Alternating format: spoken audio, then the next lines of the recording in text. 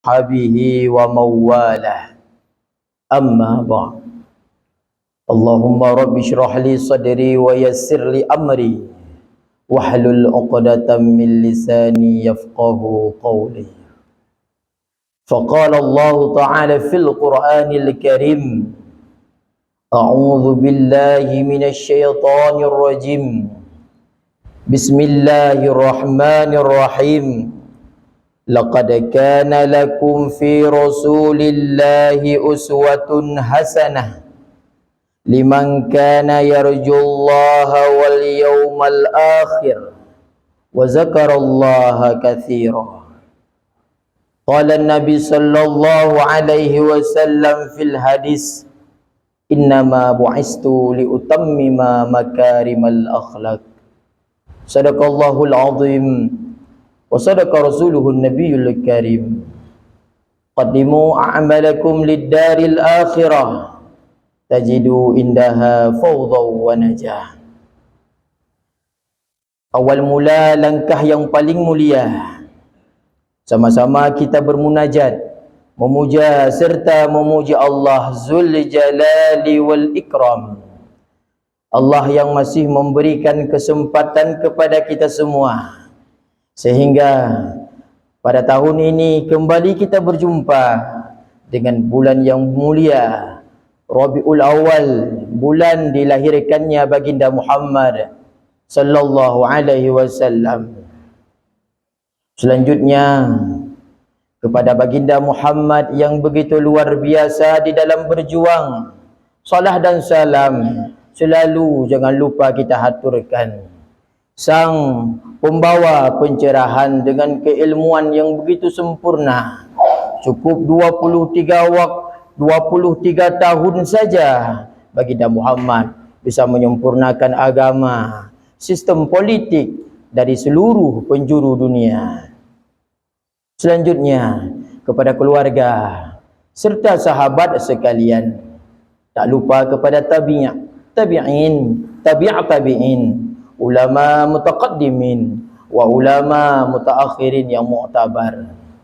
Ta'zim wal ikram al-fakir, terutama sekali kepada Abi Imam Syekh Masjid Baitan Nur. Selanjutnya kepada ketua BKM serta seluruh jajarannya, panitia pembangunan masjid serta seluruh jajarannya, ketua remaja masjid serta seluruh jajarannya, muazzin, bilal, imam rawatib serta abati sidang jamaah yang dirahmati oleh Allah Subhanahu wa taala. Tunggu sekalian, dalam surat Al-Ahzab ayat 21 Allah Subhanahu wa taala mengatakan, laqad kana lakum fi rasulillahi uswatun hasanah. Sungguh telah ada bagi kalian pada diri Rasulullah suri tauladan yang baik. Liman kana yarjullaha wal yawmal akhir. Bagi siapa? Bagi orang yang mengharap rahmat Allah dan kemenangan dengan datangnya hari kiamat. Wa zakarallaha katsira, dan perbanyaklah berzikir kepada Allah Subhanahu wa taala. Tunggu sekalian, para ahli tafsir menangkap satu kata kunci pada kata-kata uswah. Bahkan kata uswah berdampingan dengan kata Rasulullah. Uswatun hasanah, Rasulillahi uswatun hasanah. Kenapa kedua kata ini berdekatan? Para ahli tafsir menjawab, karena memang jati diri Rasulullah adalah uswah. Maka ketika kita membicarakan Rasulullah adalah uswatun hasanah, suri tauladan yang baik.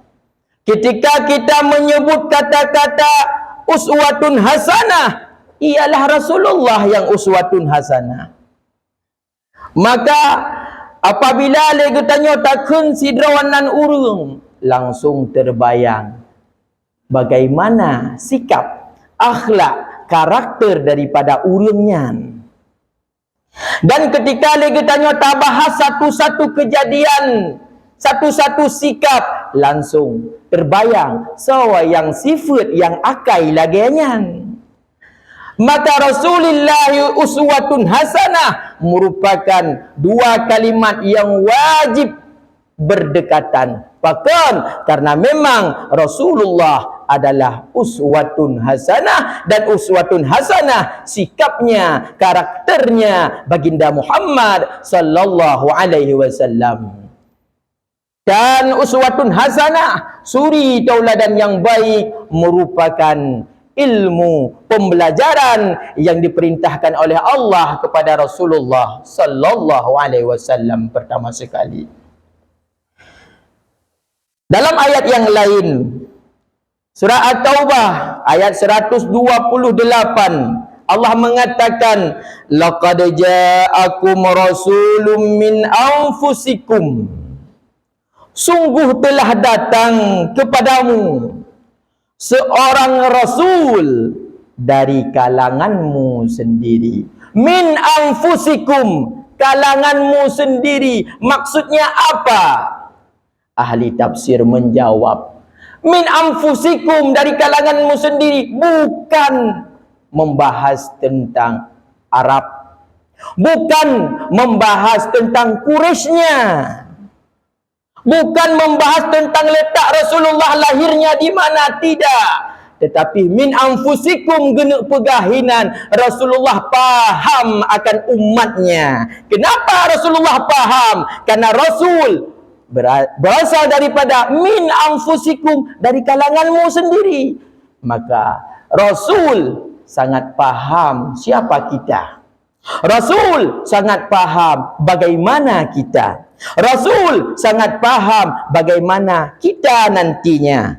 Maka Rasulullah adalah orang yang paling mengkhawatirkan ditanya habis sekalian.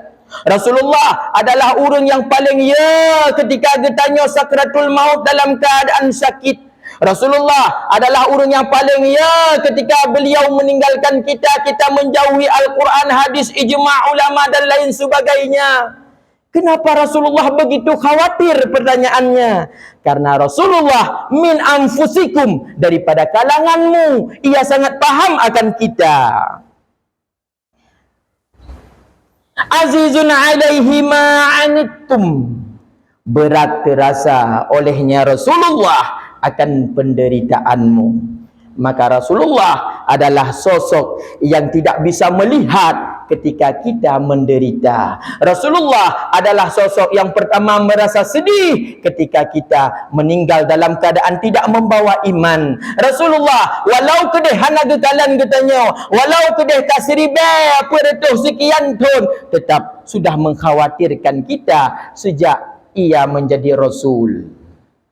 Maka tengku yang dirahmati oleh Allah Subhanahu wa ta'ala, bagaimana gambaran ketika Rasulullah sangat mengkhawatirkan kita tercermin ketika itu pada 12 Rabiul Awal, hari Senin, leh subuh pada tahun ke-11 Hijriah atau 633 Masehi. Tengku sekalian, Rasulullah sedang berada di rumahnya, yang mana ketika itu yang pengenal Rasul adalah Aisyah, Tamahlum Fatimah, anak tercinta Sayyidina Ali, sahabat sekaligus menantunya. Leh subuhnya Jibril gekun bak Rasulullah, ya Rasulullah, ikir mohdron nasihat sahabat makhluk. Ia meminta izin masuk ke sini. Gedanyang li Rasul sawanya. Jibril menjawab, dialah Israel, malaikat pencabut nyawa. Bertatu boleh kata, wahai Rasulullah, baru kalinya Israel meminta izin untuk getamang rumah urang. Dan lehnya han akan pernah gelake izin le ketika ingin getamang rumah go. Rasulullah mengatakan, persilahkan ia masuk. Tamang malaikat Israel kedua ke Rasulullah. Bekun le malaikat pencabut nyawa. Wahai kekasih Allah, aku hari ini diutus untuk menjemputmu. Kata Allah, apabila engkau senang. Kata Allah, apabila engkau ridha. Kata Allah, apabila engkau sudah siap untuk kembali kepadanya. Tapi kata Allah, apabila engkau tidak senang, tidak ridha dan tidak siap, hanalung pulang ilai. Hanalung jemput ilai. Bersoal oleh Jibril, wahai Rasulullah, Allah Subhanahu wa ta'ala sangat rindu padamu. Seluruh isi langit sedang menunggumu. Rasulullah bertanya Mbak Jibril, wahai Jibril, apa saja hak-hakku yang telah disediakan oleh Allah? Puan mantang hak long yang kalau dipersiap oleh Allah kelun. Jibril menjawab, seluruh pintu langit terbuka. Syurga semuanya sudah terbuka, ya Rasulullah, menunggumu. Rasulullah menjawab, bukan itu yang kutanyakan wahai Jibril. Bagaimana kondisi serta jaminan daripada umatku setelah aku tiada? Tiban ke singa, awak telung hana, umat long paki. Ya Rasulullah, jangan khawatir, jawab Jibril. Allah telah mengatakan kepadaku, haram hukumnya syurga dimasuki oleh umat yang lain segolong tamang umat draw nilai. Barulah Rasulullah sedang sejenak meri tersenyum kebaca. Maka getanya oleh Fatimah, wahai ayah, siapa dia? Aku belum pernah melihatnya. Rasulullah berisyarahkan kepada Fatimah, yu puto punyung Fatimah bak bibi Rasul. Rasul mengatakan, ia adalah malaikat Israel, sang pencabut nyawa, sang pemisah dari ayah dengan anaknya, sang pemisah suami dengan isterinya. Gekli Fatimah Az-Zahra, gekli Rasul, wahai anakku, jangan engkau menangis. Kenapa? Karena 6 bulan sesudah ini, engkau pula yang akan menjemputku. Engkau pula yang akan bertemu denganku di alam barzah. Barulah merasa senang ketika gedepu oleh Fatimah, lih Rasulullah meninggal, 6 bulan lihnya akan goknyan pula yang akan meninggal. Tunggu sekalian, bekun li Rasulullah Pak Israel, wahai malaikat pencabut nyawa, laksanakan tugasmu. Maka tungku yang dirahmati oleh Allah, kondisi badan Rasulullah yang begitu dingin pada waktu itu. Urat-urat Rasulullah nampak kerana Rasulullah sangat putih. Rasulullah ban sabah muka bak bantai Rasulullah. Ketika getarik nyawang le malaikat Israel, baru getarik bacut dengan begitu pelan pekerjaannya. Apa yang dikatakan Rasul, wahai Jibril, laganya ke sakit sakratul maut, wahai Jibril. Malaikat Israel yang suud le malaikat pencabut nyawa, ya Rasulullah, sangat pelan aku bekerja hari ini ya Rasul. Hantam berokan laganya lembut long laksanakan tugas ya Rasulullah. Maka menyolaganya sakit, wahai Jibril, pagi ke umat lon singa. Gehai Sayyidina Ali, wahai Ali, aqimis salah. Wahai Ali, jaga orang lemah daripada ilmu agamanya. Maka mandungklik bahawa tenyan dalam rumah Rasulullah. Sehingga getare kali kedua gekun Rasulullah, wahai Jibril, lempah sakit laga sakratul mautnya, wahai Jibril. Jibril han gekalan wajah Rasul, gekun le baginda, wahai Jibril, sejijik itukah engkau melihat wajahku hari ini? Kata oleh Jibril, ya Rasulullah, hana mungkin sanggup lengkalan wajah Drawan merupakan sosok yang sangat dicintai di langit dan di bumi. Hari ini dalam keadaan kaku keras, mandu merohoro, halong jitkalan itu wajah Drawan sedih lok tatat.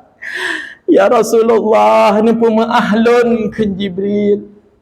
Maka getarik kali kedua, pulang ke kali kele, ke Rasulullah. Wahai Jibril, beginikah sakitnya sakratul maut itu? Menyolagainya sakit sakratul maut. Mulai dengan entu, mandum-mandum sakit sakratul maut umat lem, timpakan padaku hari ini juga. Timpakan padaku saat ini juga. Gila kere Rasulullah, bebena sakit sakratul maut tanya, bah mesapat awak sakit goknya tengah getarik nyawang. Pakon karena begitu kasihannya Rasulullah, khawatirnya Rasulullah terhadap getanya. Hai gekalan dari Rasulullah atuh penderitaan getanya kaum muslimin sekalian. Azizun alaihi ma anitum, berat terasa oleh Rasulullah akan penderitaan kita. Nyanban cinta Rasul kepada kitanya, sehingga awak terakhir nyawanya keluar. Apa yang diucapkan Rasul? Ummati, ummati, ummati. Bukan yang lain yang ia ucapkan, bukan anaknya yang ia panggil, bukan istrinya yang ia naungkan. Apa juga? Ummati, ummati. Menan ke ayah rasa cinta baginda Muhammad terhadap kitanya. Maka buktikanlah rasa cinta itu. Buktikanlah rasa cinta itu. Tengku yang dirahmati oleh Allah. Harisun alaikum. Beliau sangat menginginkan keselamatan iman bagimu. Rasulullah adalah sosok yang sangat khawatir apabila singgah tanya dalam keadaan sakratul maut ayah. Hana tarumpa sebut kalimah la ilaha illallah. Beliau adalah sosok yang sangat khawatir. Ya, ketanya sampai dalam keadaan lalai padahal umur 60 leteng sagai. Rasulullah paling takut. Rasulullah sangat mengetahui tanyonya lalai pakan. Kali tak pegah bunuh min anfusikum, Rasulullah daripada kalangan kita, maka ia sangat mengerti bagaimana kita. Maka kaum muslimin sidang jamaah sekalian, tiban mufhum Rasulullah terhadap getanya ketika Jibril roh baginda Muhammad sallallahu alaihi wasallam dikeun le Jibril, ya Rasulullah, barang siapa daripada umatmu yang sempat bertaubat 1 tahun sebelum ia meninggal dunia, maka taubatnya akan diterima oleh Allah. Rasulullah menjawab, wahai Jibril, menyosithon bagi umat lun itu cukup lama, cukup panjang. Umatku selalu dalam keadaan lalai, umatku selalu dalam keadaan pelupa. Tolonglah ke kurang lomba Allah. Maka Jibril merumpak lomba Allah. Kebetulan dalam khabar, ya Rasulullah, barang siapa daripada umatmu yang sempat bertaubat 1 bulan sebelum ia meninggal dunia, maka taubatnya akan diterima oleh Allah. Rasul belum tersenyum. Beliau mengatakan, si bulian trep tat manteng. Si bulian umat long yang lalau tat manteng. Maka Jibril gelake kurung lom. Dan Jibril merumpak dengan Rasul. Ya Rasul, barang siapa daripada umatmu yang sempat bertaubat 1 minggu sebelum ia meninggal dunia, maka taubatnya diterima oleh Allah. Rasulullah belum tersenyum. Ia mengatakan 1 minggu itu cukup lama bagi umatku. Dan nyata ayah sekalian, bahkan tak pegah nyata 3 minggu yang cukup trip bagi kitanya, walau gede tak terima taubat tu, roh lam tak buat dosa, kejut tak pegah menan. Boleh contoh urung-urung yang mati suri, urung-urung yang mati suri, Oh, dia tak tanya mbak urang yang kan meninggal nyan. Yang kali meninggal 3 kali tak pegapan. Tiban kejadian lagi lalu lumpur. Nyawang lu kagak balik malaikat kena kedih kagak pedih azab kagak pedih bala dan lain sebagainya. Gok nyau dep gelam. Una mubah urungnya. Hana. Padahal kali mati 3 hai teh mubah katanya ayah. Allah mengetahui itu. Rasulullah lebih juga mengetahui akan hal tersebut. Maka Rasulullah cukup khawatir kepada katanya. Maka tolonglah ke kurung lo. Maka kaum muslimin sidang jamaah sekalian, turun Jibril gekun, ya Rasul, barang siapa daripada umatmu yang sempat bertaubat 1 hari sebelum ia meninggal dunia, maka taubatnya diterima oleh Allah. Berfikirnya Jibril, Rasul kah senang, padahal golong. Rasul mengatakan, wahai Jibril, itu masih lama bagi umatku. Trep mentang 20 jam kena Rasul. Ya lah ke kurung lo. Maka trem kali kesekian kali apa yang dikatakan Jibril. Ya Rasulullah, Allah mengatakan barang siapa daripada umatmu yang sempat bertaubat sebelum ruhnya sampai ke kerumpungannya, maka taubatnya diterima oleh Allah Subhanahu wa taala. Terus kenan keperjuangkan oleh Rasulullah terhadap bertanya tungku sekalian. Kenapa berat sekali baginya atas keimanan kita apabila bertanya tawab Allah tanpa membawa iman. Ya tat Rasulullah. Bahkan Rasulullah tahu min anfusikum. Tungku yang dirahmati oleh Allah. Bil mu'minina raufur rahim. Dengan orang beriman, ia sangat berkasih sayang. Maka Rasulullah sangat dicintai urung-urung beriman. Maka Rasulullah sangat mengasihi kita. Buktinya Rasulullah meninggalkan Al-Quran. Rasulullah meninggalkan hadisnya. Rasulullah meninggalkan ulama-ulamanya. Al-ulama'u warisatul anbiya. Ulama adalah pewaris daripada Nabi. Apa yang diwarisi oleh ulama, keturunannya bukan hanya itu, tidak terpatok di situ, akan tetapi yang diwarisi oleh ulama, ilmunya. Ilmunya Rasulullah yang naba ulama getanya sidro sapatu mari tahargai. Maka Rasulullah menitipkan ulamanya. Maka bayangkan nyoduk trep ka Rasulullah getinggalkan getanya mesihana getinggalkan ulama ho tawo. Menyahana getinggalkan ulama ho tarujuk hukum. Menyahana tinggalkan ulama bagaimana generasi ke depannya. Maka bayangkan ketika ayah dijinib berpulang ke rahmatullah, bagaimana dunia menangis. Bahkan 3 hari, 3 malam dalam keadaan yang tidak stabil pada waktu itu. Kenapa? Dunia pun menangis dengan meninggal seorang ulama. Karena apabila seorang ulama yang meninggal, itu adalah kebocoran yang tidak bisa ditambal. Maka tunggu sekalian, selain daripada itu, Rasulullah berjanji. Apa yang Rasulullah janjikan adalah syafaat. Wa wajibun syafa'atul musyafa'i Muhammadin muqaddaman la tamna'i. Wajib na peristiwa pemberian syafaat di yaumil kiamah, yang mana peristiwa tersebut akan dilakukan, akan dilaksanakan, akan diberikan oleh orang yang terlebih dahulu mendapatkan syafaat. Siapa dia? Rasulullah sallallahu alaihi wasallam. Dalam satu riwayat abi sekalian, Allah gekun kepada Rasulullah, ya Rasul, wahai kekasihku, aku berikan kepadamu 2 pilihan. Ya Allah. Yang pertama, tak pilih le gata umat gata 50% tamang syurga dan 50% tu tamang neraka. Atau tak pilih le gata long bi syafaat ke gata untuk jid tabibi kepada umat. Baginda Muhammad memilih syafaat. Alasannya syafaat lebih menyeluruh kaum muslimin sekalian. Syafaat lebih mudah untuk dibagi oleh Rasulullah. Dibagi Rasulullah syafaat tersebut kepada nabi yang lain, kepada rasul, kepada malaikat, kepada aulia, kepada ulama, barulah getanya yang nama turi-turi dengan ulama. Ja ilikatnya, mumat bak talau ketauhidan, mumat bak talau fiqah, mumat bak talau tasawuf, baru moho getanya singgah di yaumil kiamah. Ho tajak, ho tawo, ho tak arahkan do dengan tamat bak talau pu. Talau yang gemat dia ulama, yang mana talaunya terus sanadnya kepada Rasulullah sallallahu alaihi wasallam.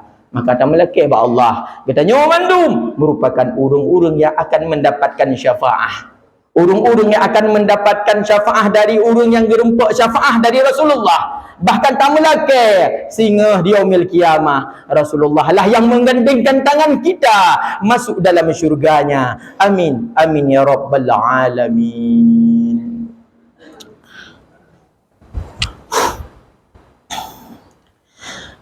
Alhamdulillahi rabbil alamin.